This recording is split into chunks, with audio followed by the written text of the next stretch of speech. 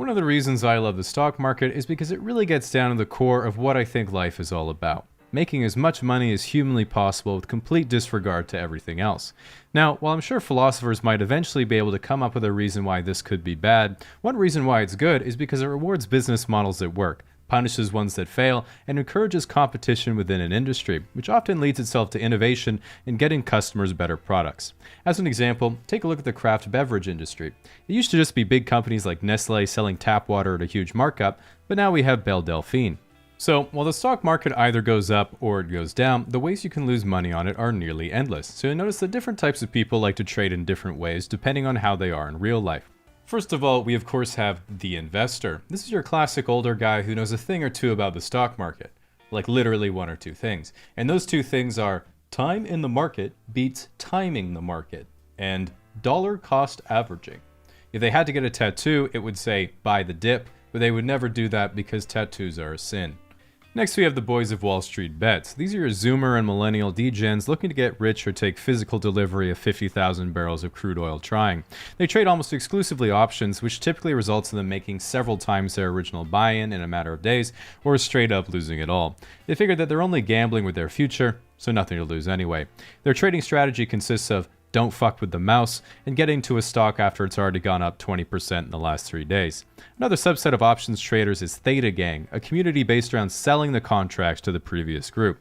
Their profits are consistent, but low enough that no one really cares. Their primary gains being the feeling of intellectual superiority when using terms like Iron Condor, Calendar Spread, IV Crush, and Gamma Hedging.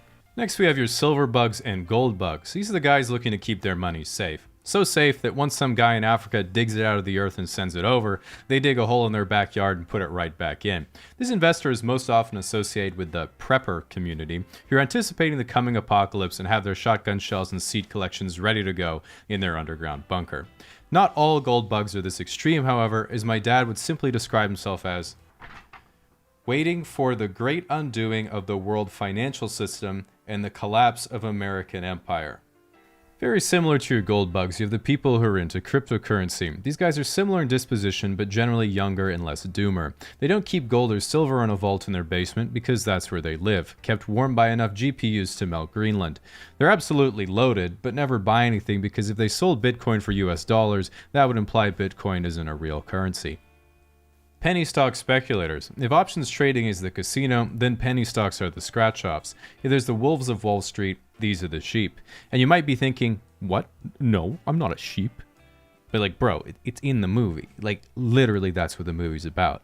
If someone posted a thread on Aerotine with a few rocket emojis, you know you'd put down 3K in an instant.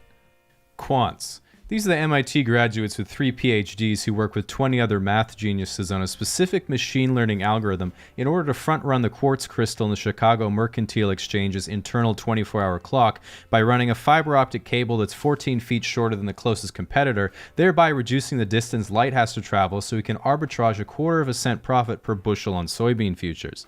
He makes $500K a year, but secretly dreams of owning an acreage and holding a soybean in the flesh. The security analysts. These guys are the very detail-oriented investors who are always out to find a good deal on an undervalued stock. Their biggest weakness is not being able to bring themselves to buy Apple, even though it's outperformed their entire portfolio for the past 10 years. Of course, we can't forget, last but not least, Wall Street. This is your investment banks, hedge funds, and money managers. Big money, smart money, whatever you want to call it. Now, what most people think Wall Street does is this. Looks like Daryl from New Hampshire just bought $15K worth of Delta Airlines.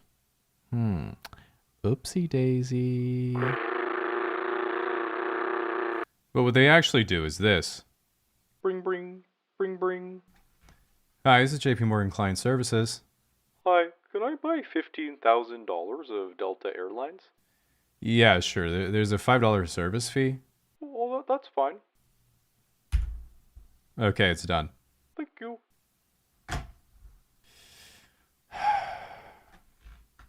Beep boop. Hello? Hey, Lehman. Yeah? Want to write one too many zeros on a piece of paper? Sounds fucking lit, bro.